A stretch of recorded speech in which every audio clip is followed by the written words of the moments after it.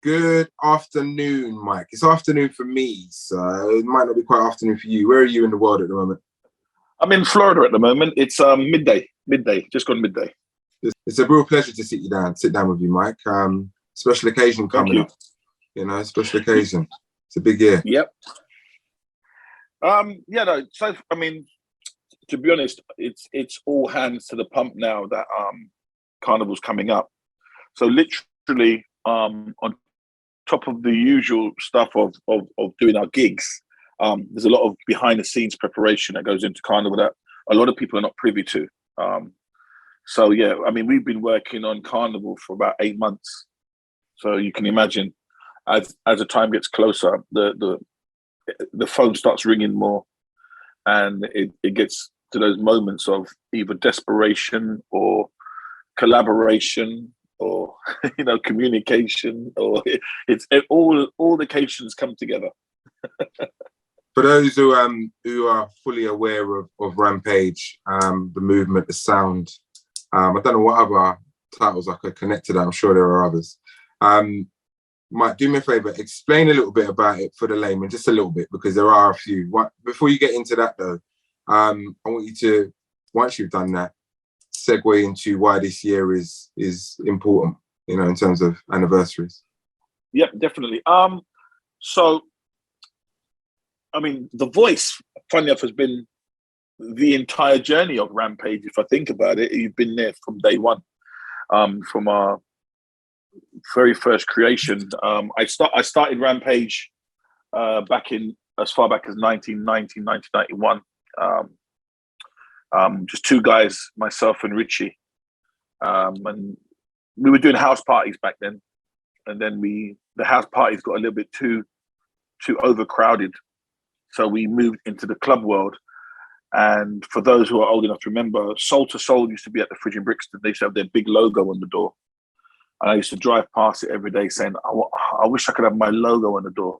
I'd never seen a DJ or a club actually put their the logo on the door. Is a Soul to Soul logo. And we actually took over from Soul to Soul at the Fridge in Brixton, which is now the Electric. From there, we then moved in towards the West End. And we started to do shows. We started to bring over acts. Back then, we did acts like Naughty by Nature. We had SWV. We was there with Teddy Riley and Guy and other famous people who were big at the time in the 90s, in the early 90s. And then around 93, 94, in 94, we made the move towards Carnival. Because for those who are DJs, you always want to push the boundaries a little bit further. And I felt that, I used to go to Carnival all the time, and I felt that would be a real good platform for us. Clubs, I knew we could do with our eyes closed, but I wanted to head towards the Carnival and be on the street with, at least 1,000 people. Why not? So that journey has taken from when we first started. First of all, as a 16, 17-year-old into the 90s, and then from Carnival and from clubs, I wanted to push the boundaries even further. I always felt that some radio stations would employ club DJs and they would sound awful as radio presenters. So I really wanted to be a really good radio presenter. So I thought, let me go to the best place, which was the BBC. I knew I would get the training. It wouldn't be a case of just throwing me on a radio station and seeing how I talk.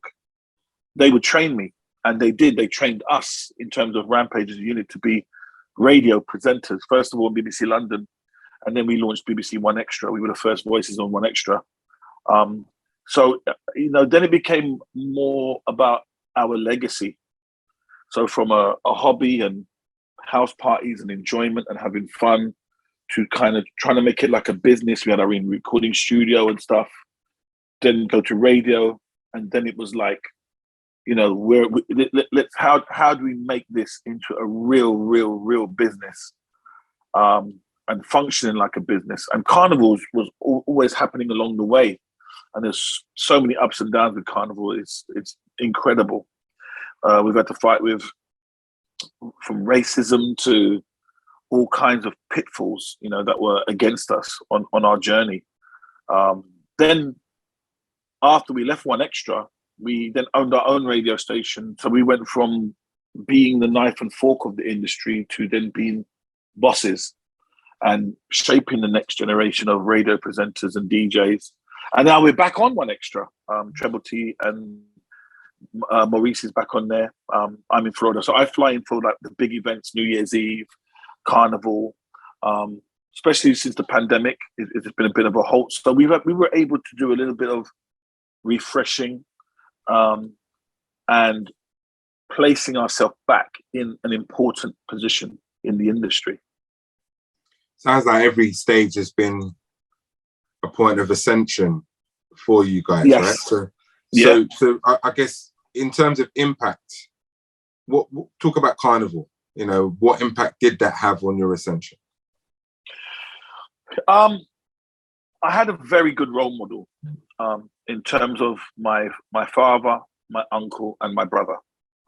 I call them the three wise men. And my dad, I said this when my uncle passed away recently. I said this at the funeral when I was speaking, and I said, you know, my dad gave me the freedom to dream as a musician, and he gave me the freedom to dream big. When growing up back then, you know, as West Indian parents, I want you to be a doctor or a lawyer, this or that. He gave me that freedom to be what you want to be, follow your passion. My uncle showed me the dream was achievable, because I'd never seen a black man with a huge Mercedes or a Ferrari, with his own business, touring around Europe with his band and restaurant and record shops. And I'm like, wow, you know, when you dream, look at what you can have, look at what you can do. And he was a figure, like someone that I can reach out, touch, and speak to. He wasn't like an artist I would see on TV and be like, wow, I wish. This was someone who took me to Europe and allowed me to tour around Europe and be part of that journey. And then my brother was a great music collector, my educator. I call him my moral compass.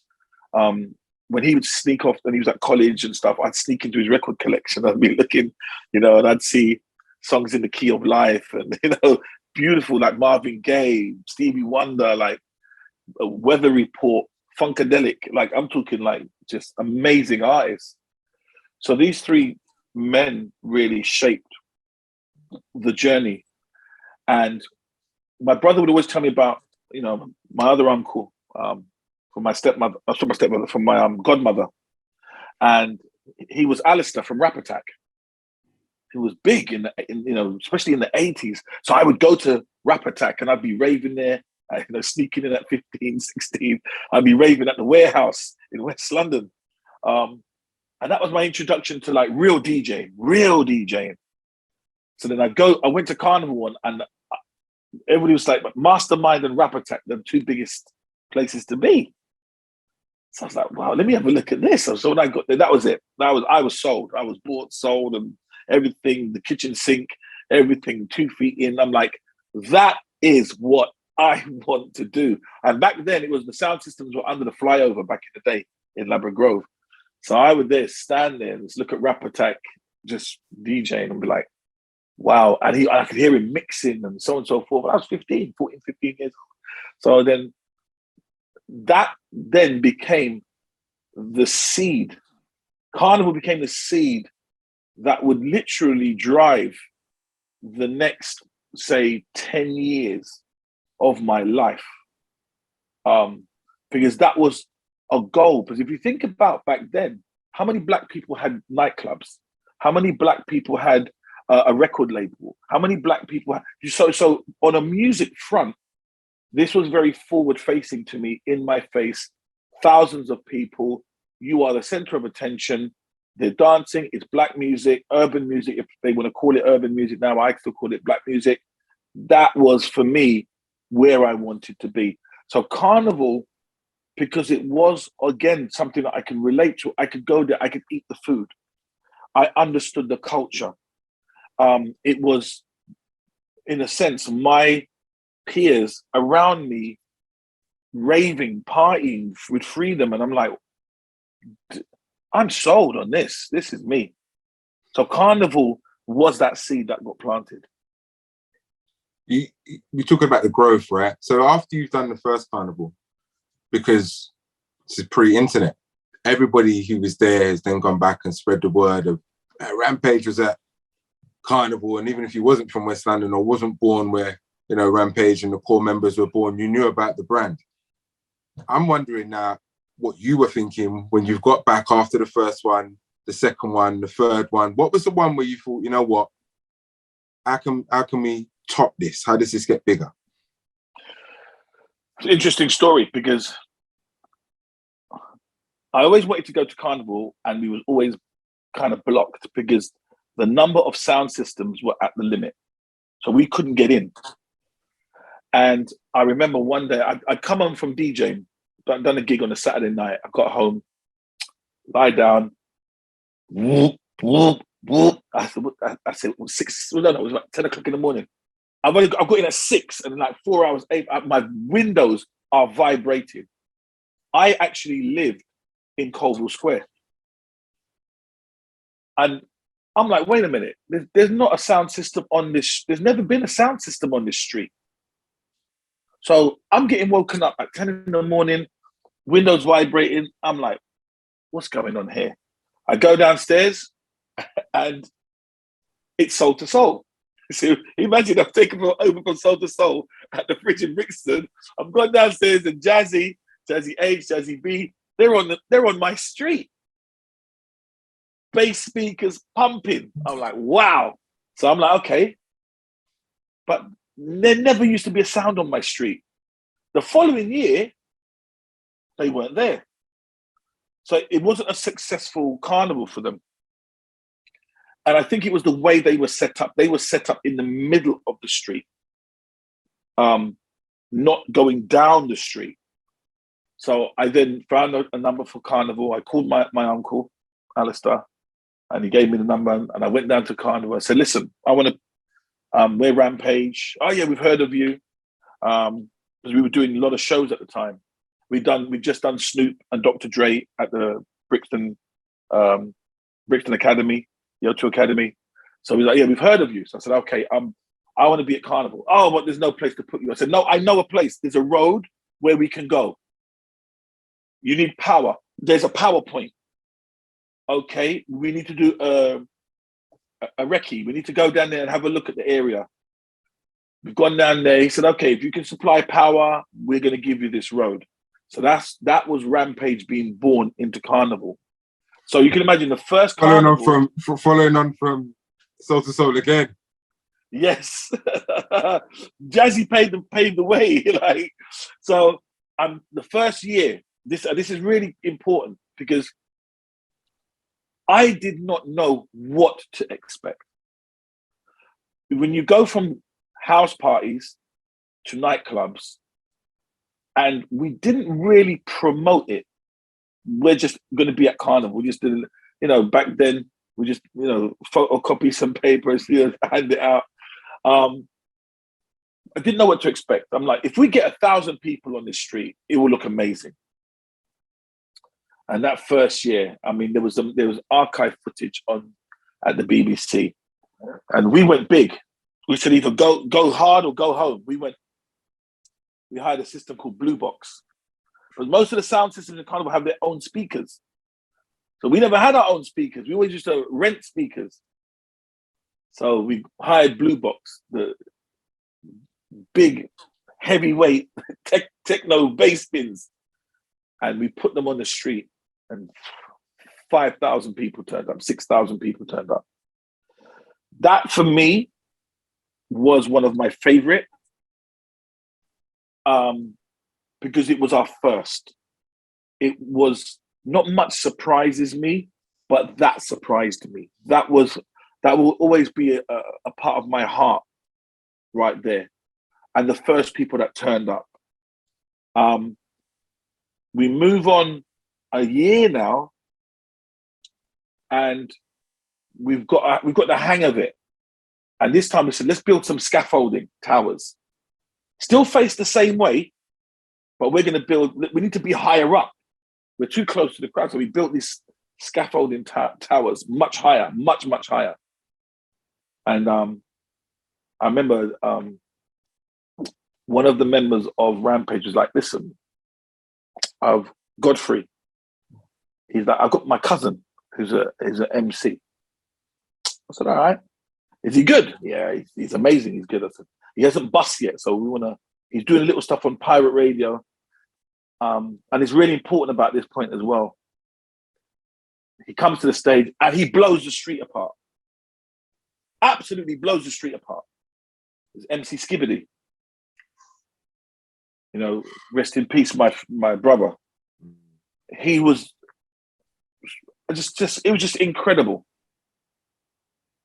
We also baptized, I remember at Carnival, 90% as a sound system, firing squad.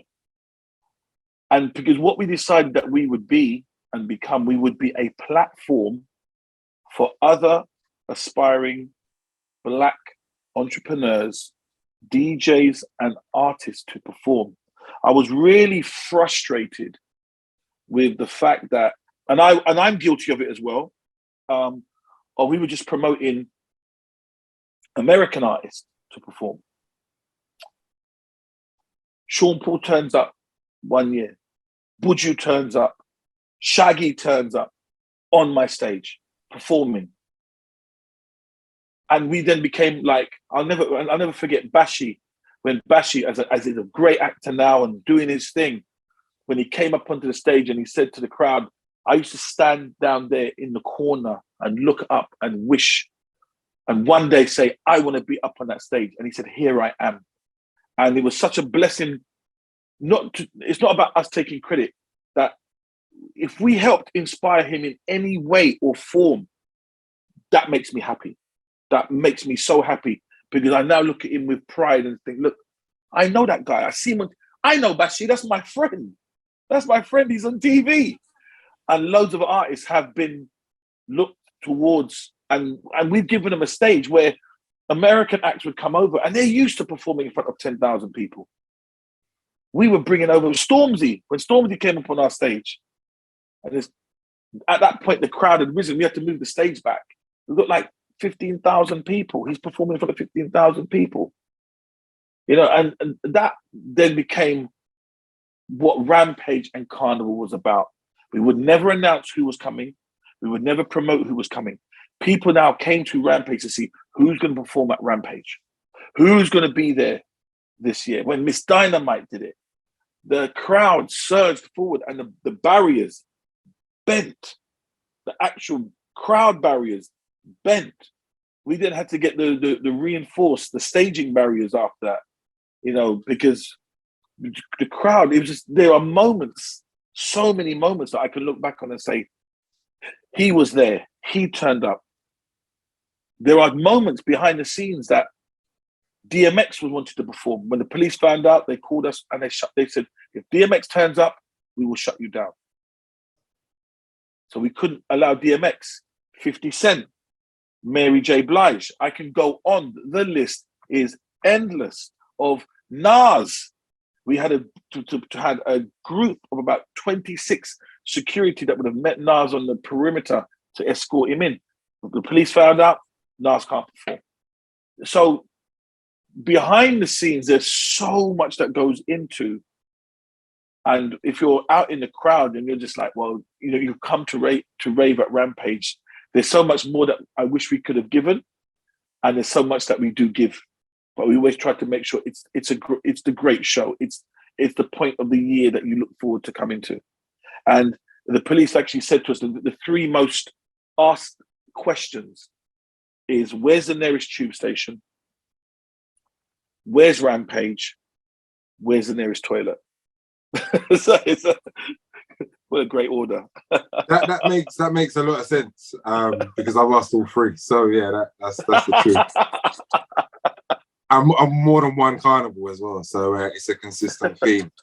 Listen, you touched on it really, without going in, but safety. I know that must have been a headache. I've worked with, you know, some of your extended team, and some of your core team, integral team, who, you know, for them, that's a huge priority, right? And I know why they're sticklers for it, because, you know, it's the brand. One false move and it's all gone. But over the years, you must have had a few heart attacks, man, where you've looked out there and thought, how are we going to control this organically grown mass that we see before us? So I remember, like, when, you know, from back in the day, remember these little tear gas? So that would cause a stampede. Then the knives would come out. And I said, no. And the police were really, the police worked with us. They got it. In the beginning, they didn't get it, but they eventually got it. And they worked with us. I mean, they will never visually write up a recommendation on the security or rap. They'll never physically show on paper or give us a recommendation. Behind the scenes, they give us the kudos and the credit. The points where people were starting to walk around with knives and bottles and start bottling each other and knifing each other was really worrying, because you had one part of the establishment blaming the music, another part of the establishment blaming youth culture, another part of the establishment blaming the color of the skin. And I'm like, wow, I need to do my part to make sure that the people who come to Rampage feel safe. Again, so we go hard. We went huge security team, which is actually the biggest expense of Carnival. It's not even the staging. It's not even the speakers. It's not even the stage barriers. It's the security. And we've been fortunate to have a security firm that's been with us for over 20 something years, who understand the crowd. Their safety comes first as well. And it's literally a case of, I remember saying to the police, look, I need cameras. And they were like, we don't have the resources. So me and D, my manager, we went to a store and we bought fake cameras. You put a battery in and a little red light starts flashing. And we put these fake cameras on the street, and then we laminated CCTV and we stuck them everywhere. And every hour I would stop and say, remember, you guys are being filmed. You guys are being watched. And these cameras will pick you up from when you enter the street, you're being filmed. And I was making it all up. The next year, cameras went up. And it actually started with us as being that seed that was planted in Carnival, and then it started to spread to the train stations. They can watch people. And I remember one year, the chief of police, that was the time when the gangs would be coming in, the big gangs. And I remember he came up to me, he said, my God, he come down the ladder, and he goes, listen, we're monitoring a gang of youths, around 110 coming in from Hackney. We have about 80 coming in from Peckham and about nearly 200 coming in from Harlesden. We're monitoring them on the transportation systems. When they get here, we're going to let you know, and then we need to cut the music. And I remember looking at him and I said to him, when they get here, I went up on the ladder, I said, that's all for today. Thank you very much. Have a good night. See you tomorrow. Put the microphone down. I am not waiting for my people to turn up, or the youngsters to turn up, or the gang members to turn up to have carnage with my revelers. No, literally went up and said, it's been amazing, fantastic day. We are going to shut down early today. Make sure you have a safe carnival. And then we played Bob Marley, and then everybody left the street. And it's those decisions that, and the police officer actually looked at me and was like, wow. You know, because every other sound system is fighting to play till 7, 7:30, 8 o'clock, 9 o'clock. No, I'm playing, and I want to play as long as it's a safe environment. And if it's not going to be a safe environment, and you just told me nearly 400 gang members are coming, they're going to come to an empty street. Good night. God bless. Safe journey home. That's one way You to know end that. it. No, but you know what? I'm trying to work out if I was there, because I might have been there when that happened, and I might have been looking around because I think I just got there, and I'm like, oh, I just got here. Like, what's going on? So I might have been there. Yeah. We touched on safety, weather, because mate, there's been some years where Carnival's been washed out, but I still look for, the pictures from where was Rampage, to see if it went ahead and that. Those years, what's that like to take? Because you say it's 8 months to plan it. There's a lot of people you're expecting to come down and link with and connect with, and it's just something really everybody's looking forward to. When we can see the weather's not going to be good though, has your attitude changed to that? Because it's England, isn't it? It's what it is. No, we've always made sure that we've got a canopy. I remember one time the canopy wasn't good enough and the water dripped down. And back then we had the old 1210s, and it actually started playing backwards. I've never seen a turntable play backwards before. Like, it's not like there was a reverse switch on it. So we make sure that we have very good weather protection. Like, we can drop a screen in front. We can see the crowd. The worst year was when, and I believe we were the only sound system playing. And it was like, it was on a Sunday. And to fill the road, you're looking at 10,000 to 15,000 people to fill the road. And we probably had about 10. And there was must have been 1,000 umbrellas up. It was actually quite funny to see. Those people were not going home, and we weren't going to disappoint them. We played in the rain, wind cheaters on, we were going for it. So we've always kind of look ahead and plan accordingly. But we always have those safety things up. We always have the canopies up in preparation, and weather plays a part. So we always make sure we've got our big jack boots on, or the throwaway trainers, the ones that you don't mind mashing up and throwing in the bin after Carnival. Never wear box fresh trainers to Carnival. That doesn't make it. It won't make the 2 days. So speak on the support of your other, two business partners who are, just as immersed in this as you. Two in the beginning, or were you and Maurice in the beginning, right? Richie. Richie, sorry, and Maurice joined in to talk about how you guys bounce off each other, and Richie being enveloped by you, the duo, turning into a... Well, Rampage was Richard and Michael performing and giving entertainment. That's what Rampage means. And not many people know that. That then changed. Richie left in the mid-90s. We already had Psycho, Dr. Psycho on board, was one of our DJs. Remember, he was with us for nearly, I think, 9-10 years. So members have come and gone. Maurice coming in was great with Treble T and myself, the three of us, because Maurice looked at us from a fan point of view in the beginning. And I remember when we had the radio station in Northwest London, he was one of the radio presenters. And I was like, this guy's so good. I remember we did a club and we were DJing, and he was playing in before us, and the promoter said, "Oh, you're going on in 5 minutes." I'm like, let him play, mate. Crowd's going crazy. Just let him play. We don't need running times here. Let the guy play. And when I came out to the States, I rang Maurice. I said, listen, I need you to be part of this, because you have the forward facing. Again, you have to think with your business hat as well. We could all think, just as DJs, but what do DJs bring to the table? Maurice, runs Soul to Streets, which is a formidable music marketing for up and coming artists, for Afrobeat artists, for American artists. He does all the plug-in and the work for all of those artists, from Lil Wayne's album to Drake's album to Burna Boy's album. He does all their albums and stuff.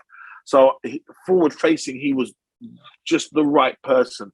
And his passion for DJing, his passion is incredible. His passion for vinyl collecting still, he just loves to DJ, and I just love that about him. T is just Treble T is just the go-to man. All else can be failing. He's not abandoning ship. He's saving. We will get ashore, people. He's pulling the oars. He's hilarious as well on stage. He knows how to entertain a crowd, and it's kind of crazy because when you see Rampage now at a festival or something, you see T up the front with a mic, Maurice on the stage with DJing, or me on the stage DJing like last when we streamed Carnival and stuff. But T is a brilliant DJ. You see him mixing and scratching with the mic cocked around his neck like this, like cocked between his shoulder blade and his neck, and he's emceeing and he's mixing this. He's all round a machine. So, and what really, really important about Rampage, to play all genres of music, and not just to play the biggest hits or the Snapchat hits or the TikTok hits. It's to be able to do an event and know that Robbo Ranks is on the lineup, Shawnee B's on the lineup, and you can still play dancehall and be credible. You're not just playing the hits. You could be on a hip hop lineup, whether it's 279, whether it's Shorty Blitz, and you can play hip hop credibly. Afrobeats. We make sure that when we play, we could go to a soca rave and play soca credibly. Don't play music unless you understand it. Don't play music unless you can represent the genre of music and give it and do it justice. If you can't, don't play it. Don't do it. And that's something that's drummed into every single Rampage DJ. Every single one of us knows how to play in the different genres and hold our own. So coming in 30 years. You know, we haven't been outside for a couple of years. Everyone's looking forward to it. What can we expect? Yes. I know you don't announce lineups or guests or whatever, but what can you share with us that will be significant to mark the anniversary? 30 years. Congrats to you. Okay, so, thank you. So, Rampage this year at the Notting Hill Carnival is brought to you by Amazon. There you go. I mean, we can't go bigger than that. Which is... thank you for the round of applause. That's phenomenal for us. Crazy. It's crazy. It's great. And we've had some great partners in the past as well, from Adidas to YouTube. And, you know, we've had some great Warner. We've had some really great partners. And this year, like I can say, Rampage, we go big, we go hard. You know, having Amazon with us is just brilliant. It means that we can really deliver on all fronts a polished show for everybody. And I think if you go back over the last 2 years and look at the Carnival streams, we like having Beanie Man on stage last, we don't just go in and say, you know, here, stick a camera up, and we bring in a full production team with roaming cameramen as well as a fixed camera for streaming. And we have the YouTube and the Zoom and everything, and we make sure we're streaming on multiple platforms, and we are delivering a show. I've always said, if you're going to deliver Carnival on a stream, deliver it like you're delivering a television program. It needs to be given the respect that is due. We need to have cue cards. We need to be able to go in and need to be able to introduce. We need to back time it and have a clock. And again, this is where I go back to the BBC and always saying going to the BBC and being trained at the BBC really did help us, because it taught us to do our due diligence, and it taught us to tick every box, dot every I, cross every T, and make sure, you know, that we look and sound really, really well. Working with Playmaker Group and Ray, you know, Ray would always be that person that does that due diligence. He'll question everything to make sure that we had no holes in our system. You know, we have a motto where we look back and we turn around and say, on the 30th or the 31st of the month, if I look back on the last month, would I employ me? Have I done enough?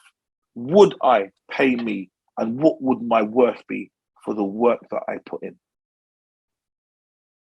And that's something that, you know, it keeps us steady. It keeps us working and moving forward always. Amazon represents the continued theme of ascension.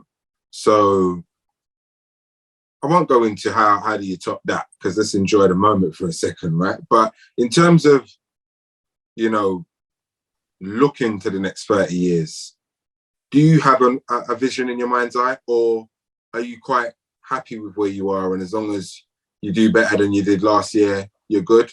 How do you approach it? How do you approach the future? So we're now building a recording studio. We've got 5 tracks coming out, really good tracks. We're waiting. Omar's doing the next one at the moment. It's amazing. Terry Walker is on there as well. There's loads of artists. I won't go through them all. I want to sprinkle it out there. We're going very much into studio, producing music.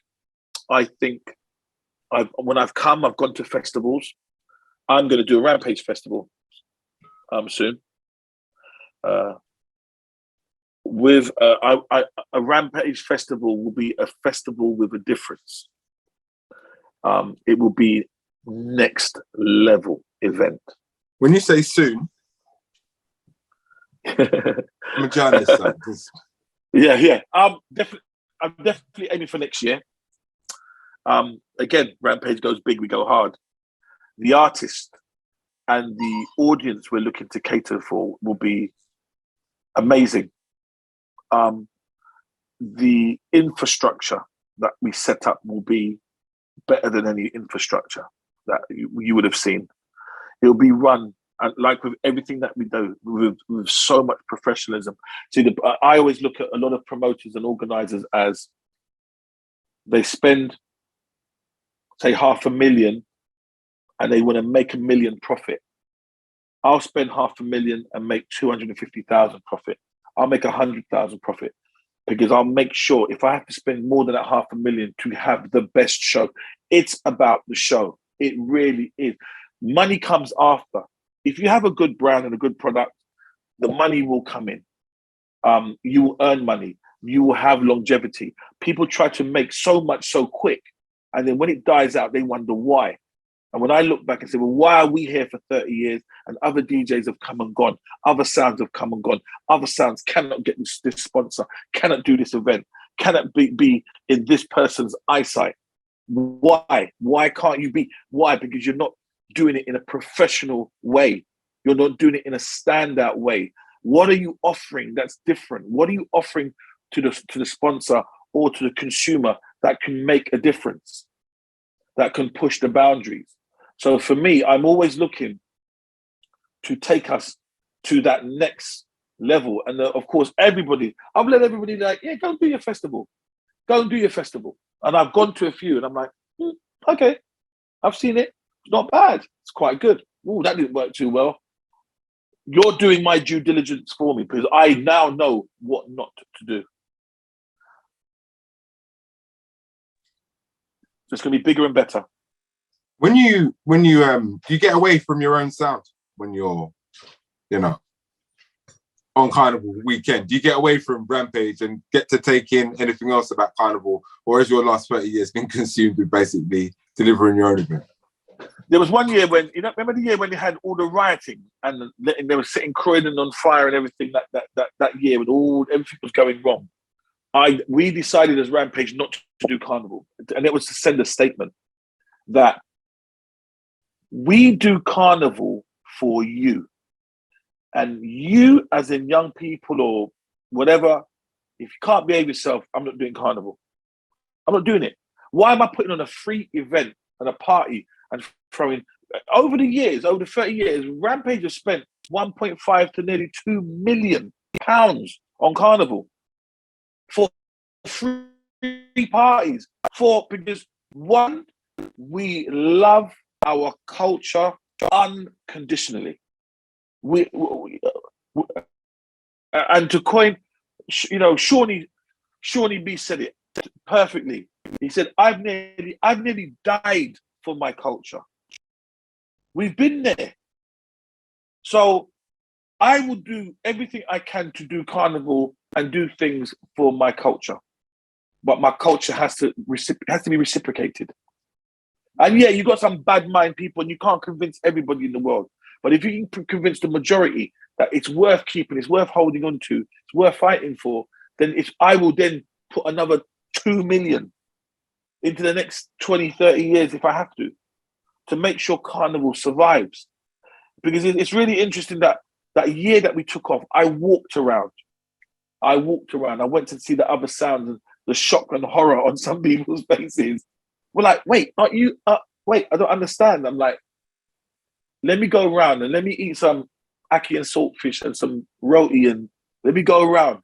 Let me walk around and see. Let me go see my uncle. I'm DJing around the corner. Every time I see my uncle is when he's setting up his speakers, and then I see him like sending a message during the year, like, hey, what's going on with Rap Attack? You know? So I did my rounds at that time, and it's so people don't understand how beautiful it is to see my culture. And I say that with the broadest spectrum, because I'm born in England, and of all the festivals and celebrations in different religions and different countries, the Caribbean culture is the most welcoming, and it's the most open, it's the most inviting.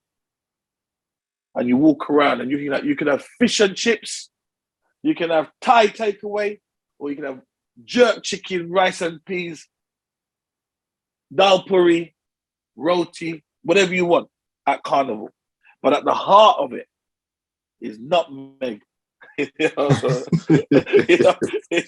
I'm saying? It's at the heart of it. You know what I'm saying? And my culture is so important. I don't understand.